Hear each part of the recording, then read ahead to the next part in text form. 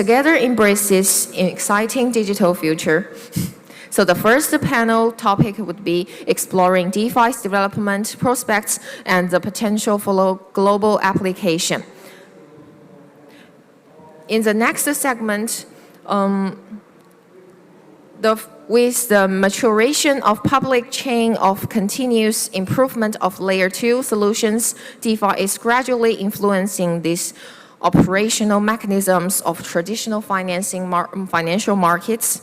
We are honored to have Chloe Ge, the marketing director of Foresight News, as the moderator for this panel, where she, along with Timothy Tan, head of sales of Matrixport Cactus, Todd from Nothing Research co-founder, Chi Hong, partner of Hack VC, Nikita Sachdev, founder and CEO of Luna PR, Vivi Tong, Greater China representative, Jan Camenisch, CTO of DFINITY Foundation, to join us.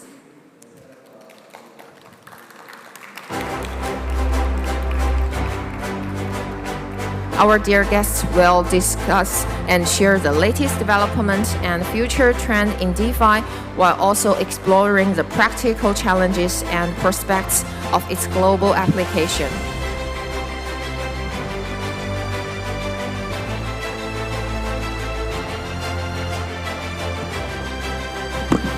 Okay, sorry, latest update. Chi will join us a couple minutes later.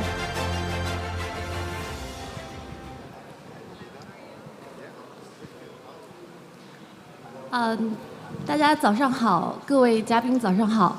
然后我是 Foresight News 的 Chloe。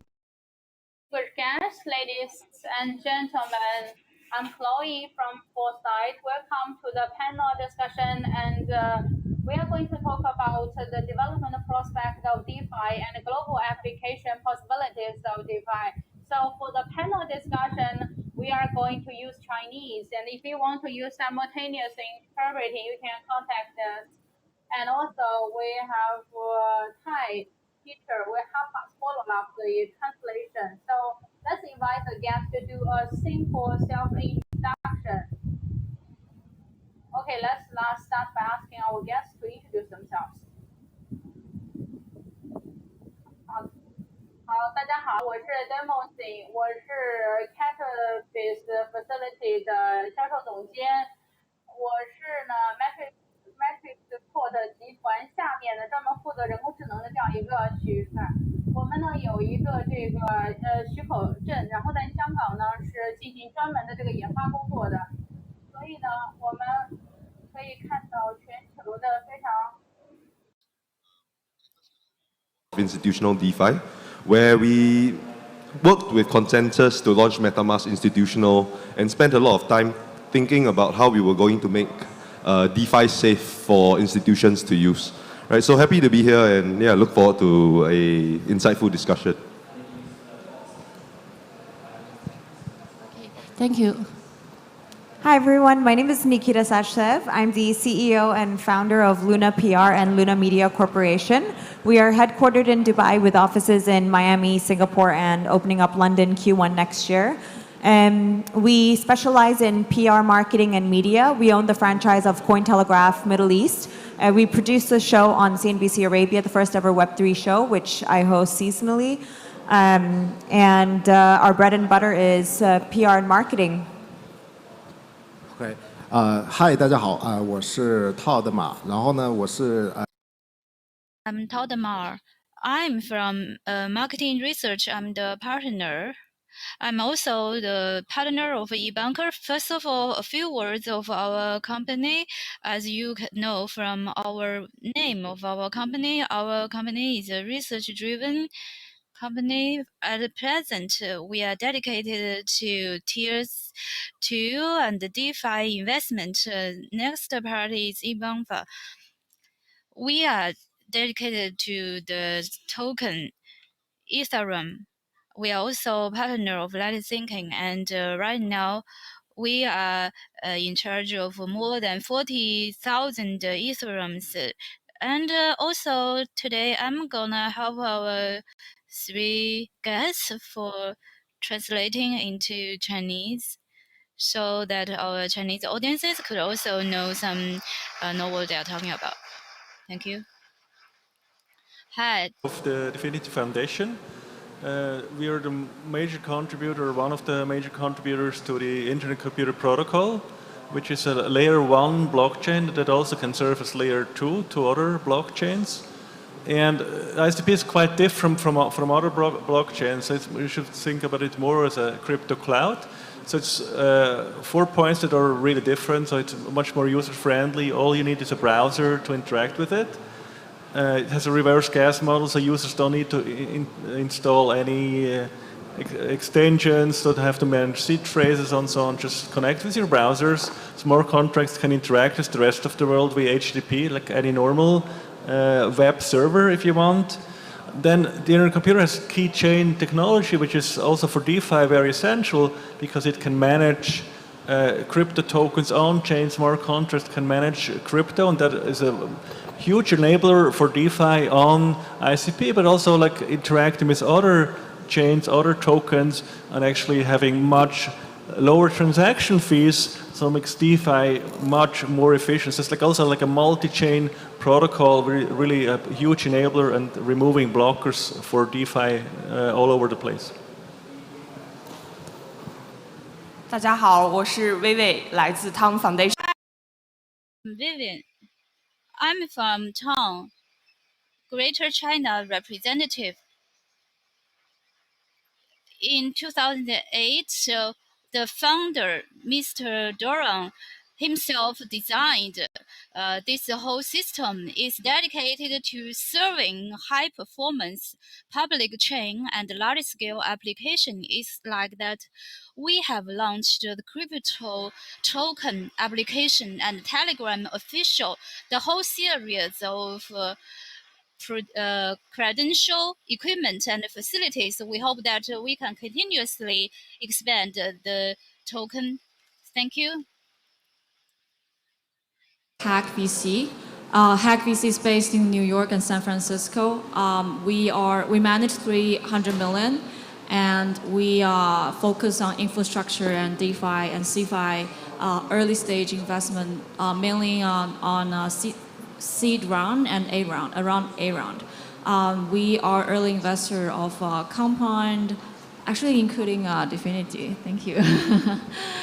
And then also 1inch, Goldfinch, and many others.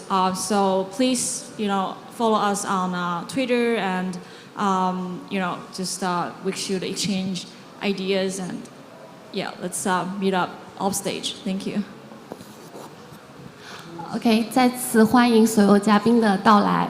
然后 all the guests, and today we actually have several topics. First of all, let's talk about at the present the challenges that DeFi field is facing.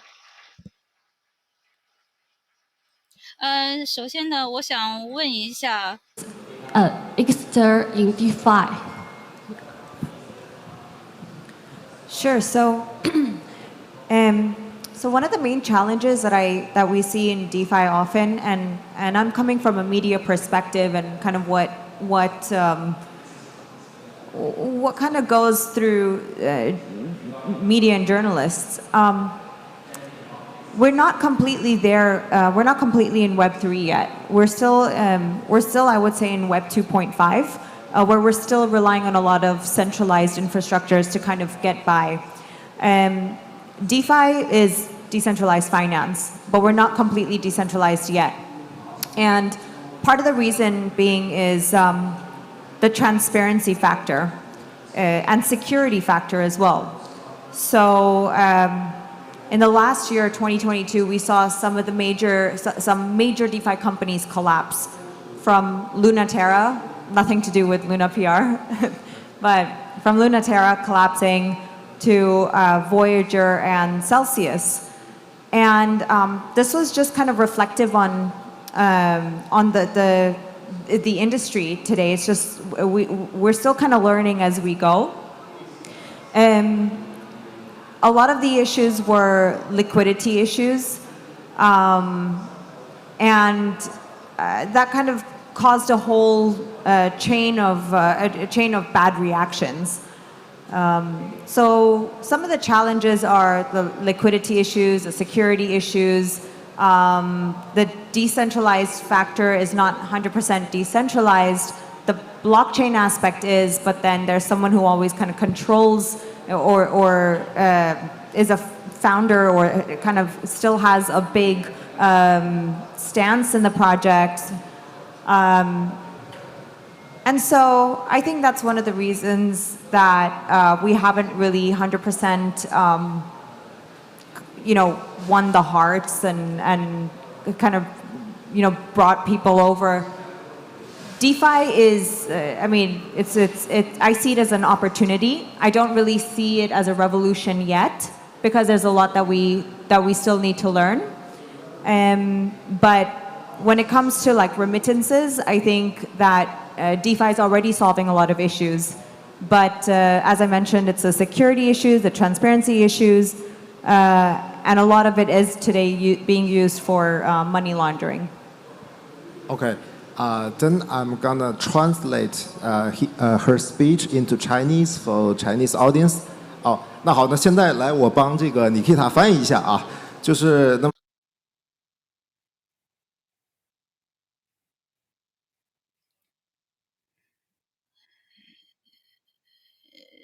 She thinks that currently DeFi is relying on Web 2.5.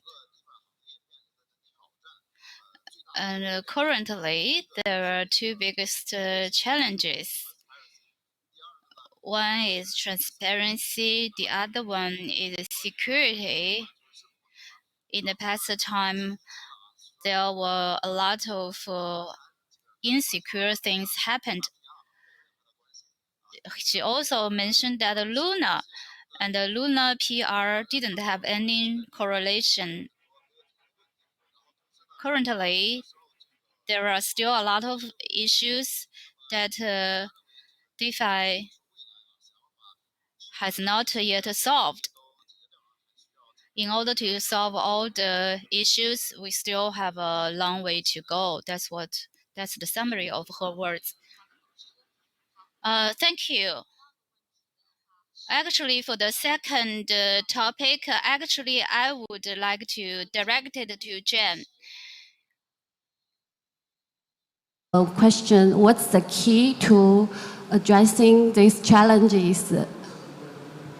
Well, I think that the challenges or the blockers I see is maybe three things.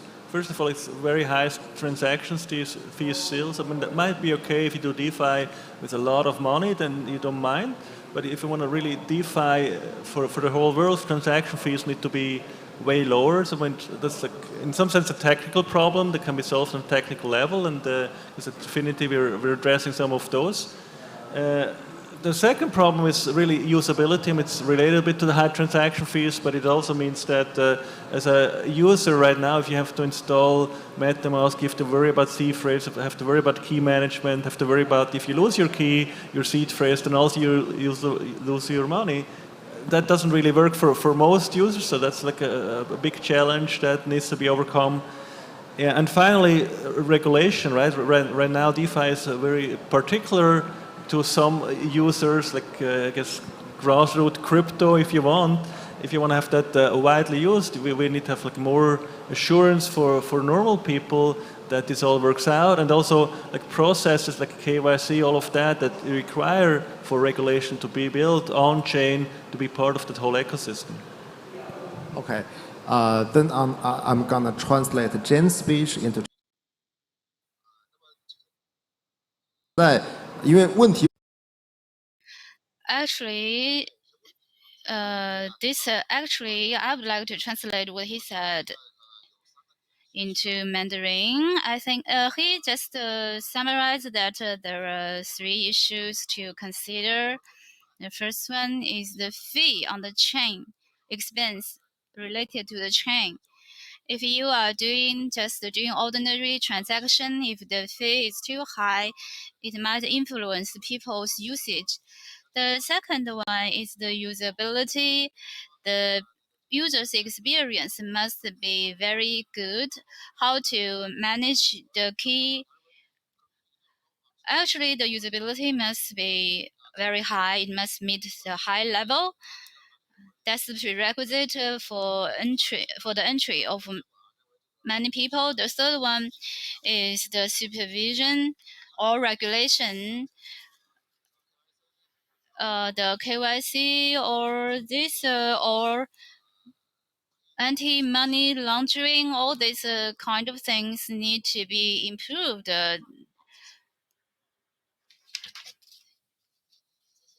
Thank you, Jane and Talk.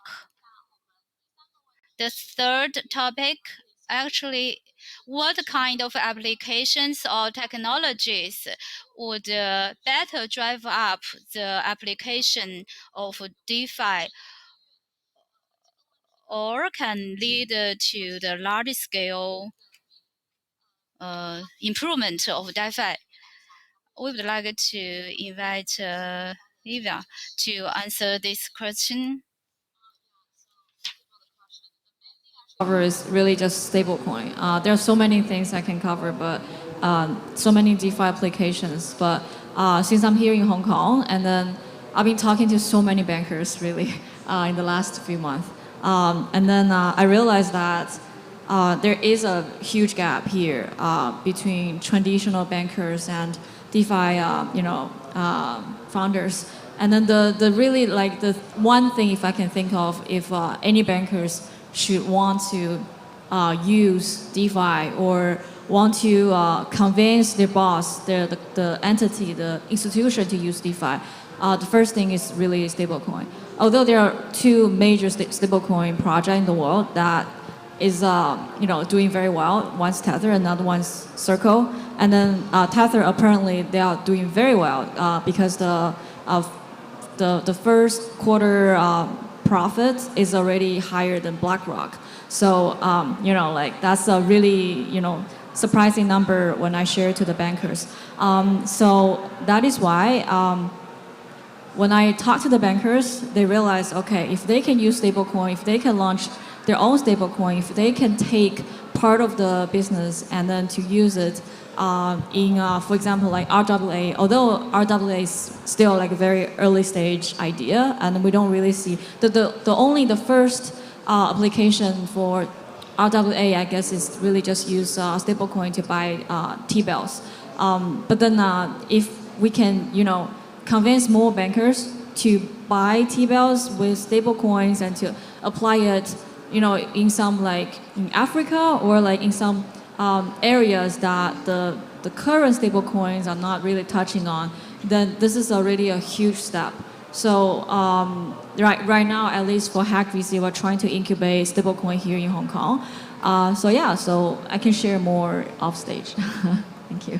OK，那接下来我帮这个七七也做一下翻译啊，或者我自己简单。对，我辛苦你了。对，我大概就是说那个在香。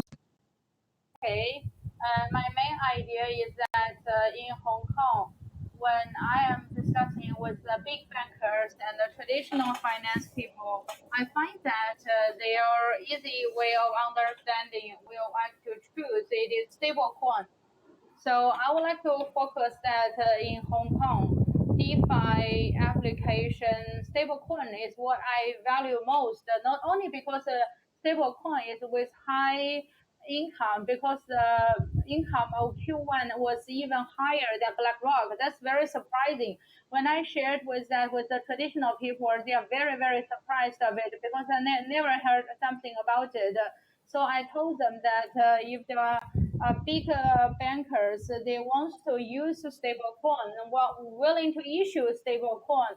For example, use stablecoin to buy T-bills or the equity or the bond from the U.S. From the U.S. dollars, willing to use that dollars and to cover the current, including tougher and soccer, which has never been attached before. So this is a huge step. That is the Hack VC currently in Hong Kong. We are incubate the Hong Kong's stablecoin project. I hope that if I have time, I can have more discussion with you. Thank you so much, Vivi, for your sharing. And for this question, we would like to invite Tom China representative Chichi. So, and also Vivi is also responsible for DeFi, so he can also share with us the applications. Very simple topic is currently in many DeFi application, many of them do not have so many active users, and also MetaMask, the monthly active users are less than 30 million, and that number is is increasing at a very small stages, and for telecom and other ecosystem, because our monthly active user it is 0.9 billion. If they want to do promotion in our app, actually for mass adoption of the coin, it is very beneficial for the coin. And currently we are doing that telecom in the official in crypto the coin, similar to WeChat Pay.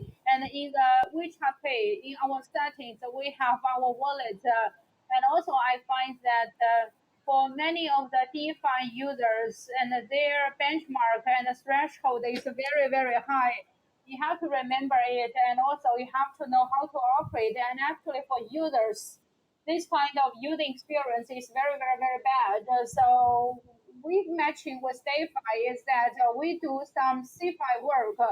For example, many of the wallet we have for the trusted entrusted wallet. They as KFC use our wallet and to gradually promote that to DeFi, to the decentralized.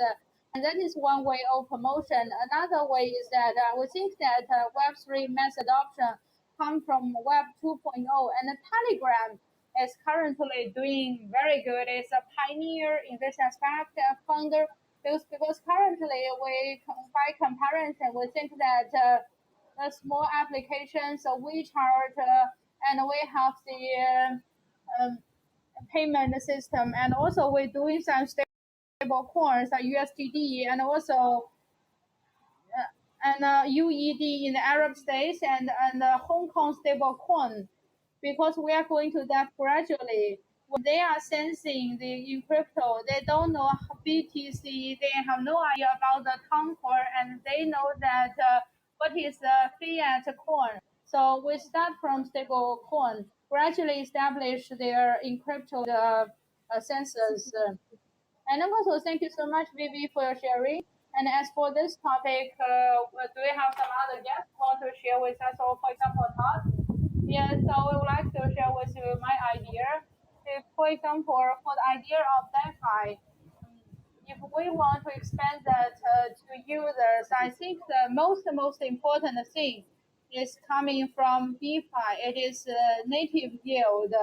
It is it's an original API, which is very important because I want to share with you something about the data. If you have DeFi Llama, the top 3 ranking are Lido, MakerDAO, and AOE.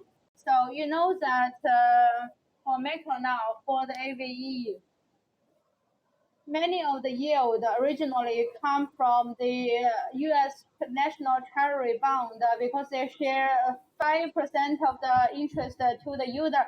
But if you want to use DeFi, use this to break the circle, this is impossible because it's a traditional institution. They have a lot of the aspects to invest American PB. So you have to depend on the DeFi original API. For example, a new user, they want to know DeFi, they really does not care about whether it's so safe, so reliable. They don't care about it. They only care about the APR. That is, earnings have to be high enough because the money have to get a high yield. For example, for the DeFi, if they want to break into such kind of area, they have to improve the original API.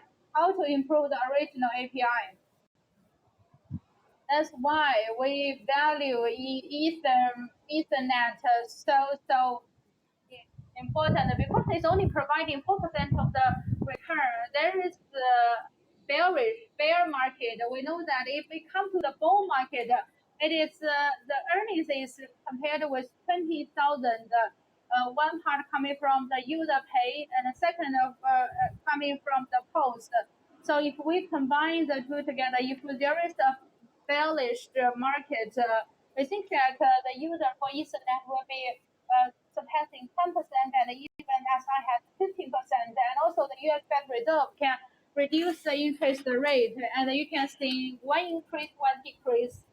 And for DeFi, this is the best time, the best ranking. You have the original API, and although the people are coming and they coming in to make the money, that is one of the most important for DeFi to break the circle. That is my perspective. And also, the biggest challenge for DeFi is the crisis of APR or crisis of return. You know, every newcomers or new monies, they don't care about the DeFi's like how reliable DeFi is or why decentralized is so important. They don't care. They only care about one thing, is that it's like high APR, high return. So currently, let's check the DeFi Llama. The top 3 DeFi by TVL is Lido, MakerDAO, and AAVE. But we all know that MakerDAO it allows people to invest in US treasuries to get like 5% APR, but that is useless for traditional bodies. They don't need use that approach to invest US treasuries. So that is not that's fine in bear market, but in bull market it's not enticing enough. So the most important thing for DeFi is to like generate native crypto yield. So that's why we are betting on Ethereum. Now Ethereum can generate like 4% APR. I think it's okay, but you know it's in bear market, and you know the Ethereum APR is composed by gas and post insurance. So in bull market, the number could easily jump to 10%, or maybe even 15%. And at that time, I think probably Fed gonna cut the rates and the US treasuries drop, and that would be the best timing for DeFi to be shine. Okay, thank you. 谢谢 Todd 老师。那我们第4个问题就。Todd, and our fourth question is about currently our users talking about the DeFi liquidity, and also for DeFi how to attract the traditional institutions and the big institutions to come. Now let's invite Matrixport. Now let's invite Thomas to be the first one. Was how do we attract institutional investors into DeFi, right? And Todd gave a point of view where APR is probably one of the most important things for mass adoption of crypto. I think from an institutional perspective, APR is important, but it's usually not the most important thing, right? From an institutional perspective, if one is unable to manage, measure, and quantify the risk that they are taking on in DeFi, then it's difficult for them to deploy.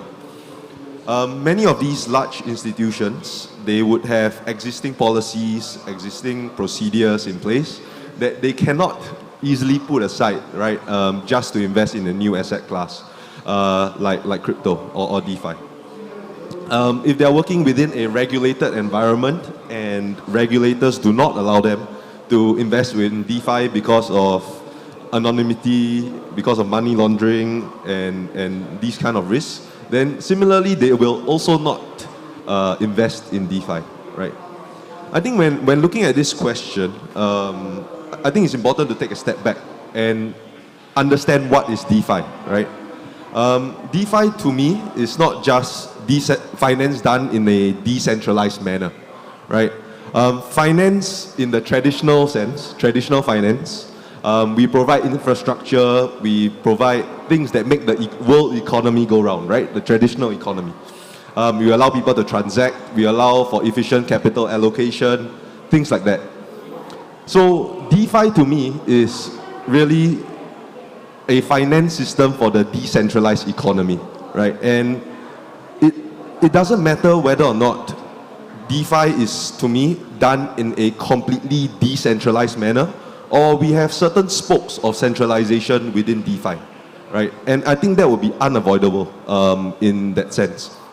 If you're looking at user interface, UX, not all users would be comfortable holding their own private keys. And to me, there is nothing wrong with centralized intermediaries coming in and providing this critical infrastructure for the next wave of users to adopt, right? So to me, what would really bring institutions into the DeFi space is really for us to, as a community, build the digital economy, right? And that could be onboarding the next 1,000 users or next billion users in Argentina, right? Or places where there's not enough financial stability.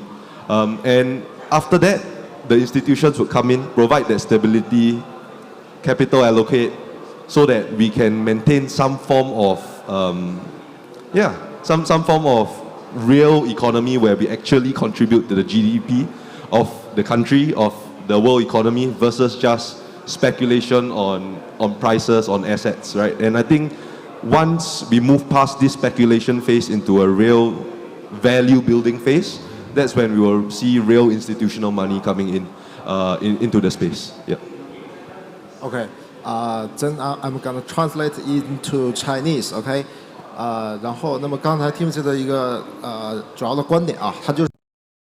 Okay, just now, Tim's idea is APR is very, very important. But there are something more important is DeFi need to pay attention to from institution perspective, from her perspective, what DeFi needs, what kind of equipment. For example, currently in US or some other countries, when we are using DeFi, we have many of the difficulties. For example, the management of it, or some of the regulators, they have some concern about if the institutions use DeFi, they have some concerns. For example, money laundering. He also mentioned, for example, in some areas like Argentine, or the areas that lack financial facilities, people would give priority to the development of DeFi to help them establish infrastructure. And institutions would also participate into this protocol so as to make it more practical. Anything you want to add? Thank you very much for your sharing. Next topic is coming back to the medium and the long run. How you would consider the trend and the development prospect of DeFi? I would like to invite Jane and Nikita.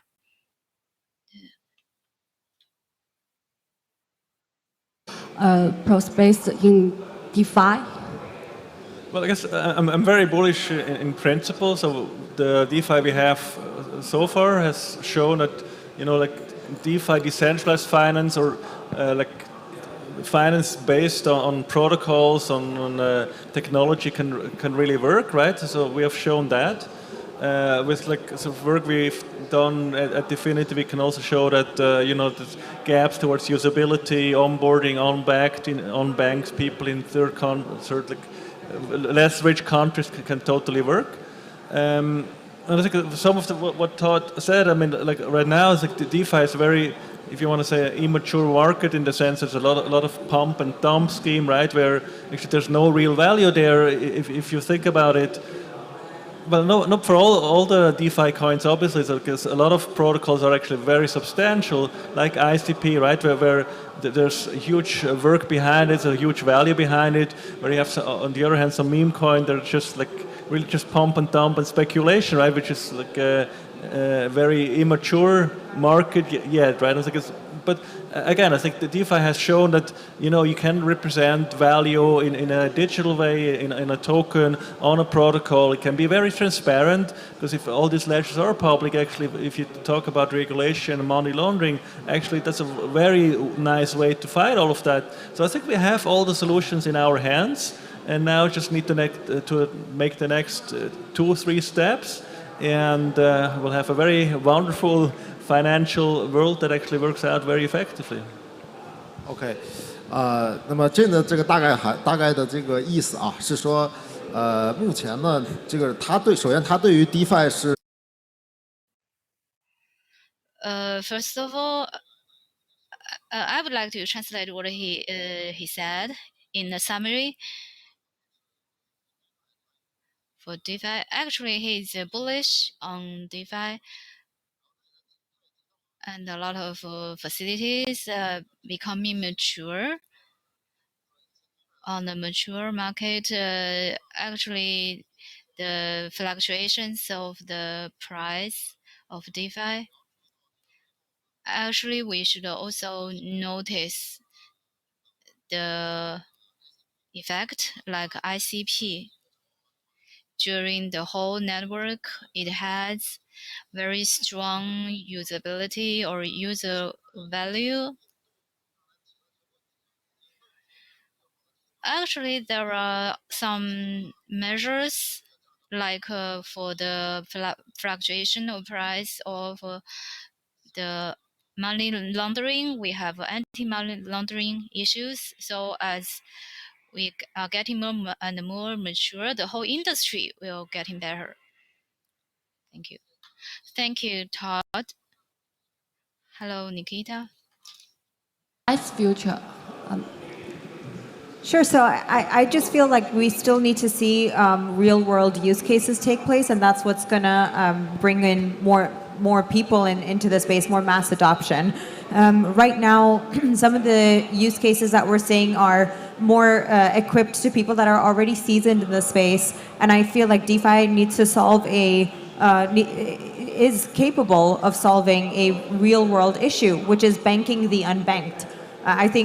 Personally, I think that is one of the most important use cases of DeFi. So earlier, in the panel, we were discussing some of the challenges being, high fees, for example, and absolutely, that's one of the challenges. But I think when you're banking the unbanked, you're solving a bigger issue than that. Like you're solving people. What's high rates when your currency doesn't even mean anything anymore? In areas where the inflation is so high, when you can't even trust your bank, where countries like Lebanon are even, setting a limit to how much you can withdraw in a day. So I feel like that's kind of the first step. I also agree that we don't need to be completely decentralized yet. And I even feel that's detrimental. 2 years ago, my MetaMask was hacked into, and it wasn't because of MetaMask. It was because I kept my seed phrase on email, which was my stupidity. But that's where also like the education aspect needs to come in. Like we really need to make the space more understandable for the layman if we want more mass adoption. And this is one of like the biggest barriers that I see is. How do we get everyone to understand? And the news loves to pick up what's taboo and a bit controversial. So we hear a lot about the hacks. We don't hear about the real world use cases and the problems that DeFi is solving. So in the future, and that's part of my job is being in the media is to get the positive side of DeFi out into the light. And I think strong projects with strong fundamentals that are solving problems are winning right now. They are winning when it comes to media, when it comes to educating people what DeFi, and they're setting an example of what DeFi is actually capable of doing, and hopefully that will bring in more users, more institutions, and expand the space. OK，谢谢Nikita 的分享。Nikita, due to time constraint, now we would center around the DeFi's prospects. Please control your speech within 1 minute. Let's start from Chichi. With what categories or what kind of DeFi we're looking at and we want to invest in. I'll just mention two because there's so many, right? One is privacy. Apparently, just like Natita mentioned, there are so many like privacy issues and also hacker attack issues in the market. So definitely we want to invest in the companies that can provide solutions on identity and also privacy. And then second thing is really just about how to around like identity. There's still specific areas we're looking at. For example, like how to cross bridge and then still protect the private key and also identity. So there are a few areas we're looking at, and then we'd love to meet more founders and to discuss in details. 在我看来 ，DeFi 的发展和未来一定。DeFi's development is not just related to the accumulative assets. We want to explore more user scenarios in Web2, like social services, live services. We shall explore more possibilities in more applications.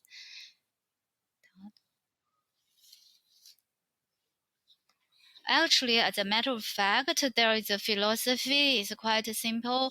It's said, be practical.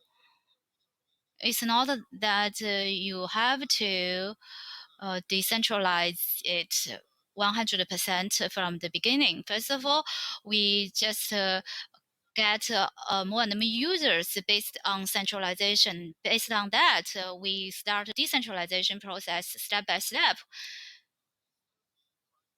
I believe that 80% decentralization and 20% centralization will be the best choice. If you want to start first, probably start from centralized to gain some users. If you have enough user space, then you can begin to go full DeFi. That's our nothing research philosopher. Okay, thank you. Okay, Thomas. 来，最后的高光时刻就要您来。That is summary time.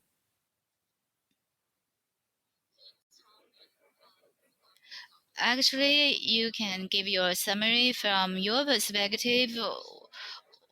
What's your perspective on the DeFi's long-term development? How do we view the future development of DeFi in the medium to long term, right? And to me, I think that I've already alluded to this previously in my conversation, that I don't view the future of DeFi to be completely decentralized, right? Being an economist by training, right? I think that certain things within the financial industry are public goods, right? Which we define as non-rivalrous and non-excludable, right? And in DeFi, if we do not have a central body to govern the ebbs and flows of being in finance, then we will forever see that DeFi will be extremely volatile. And with extreme volatility, you cannot attract the institutions to come in with real money, right? From that perspective, I believe that there needs to be some sort of central body or central infrastructure players that provide this infrastructure to to DeFi participants. And from that perspective, only then can we provide true value and take DeFi deployment right to the next level. So yeah, that's my thoughts. That it's not going to be completely decentralized. There's going to be some form of central bodies involved in this space. 再次感谢各位嘉宾和。Much for your time again. Due to our schedule, that's the end of this panel discussion. If you are interested, please follow their social accounts. Now, I would like to wish the development of whole DeFi industry a complete success. Thank you all.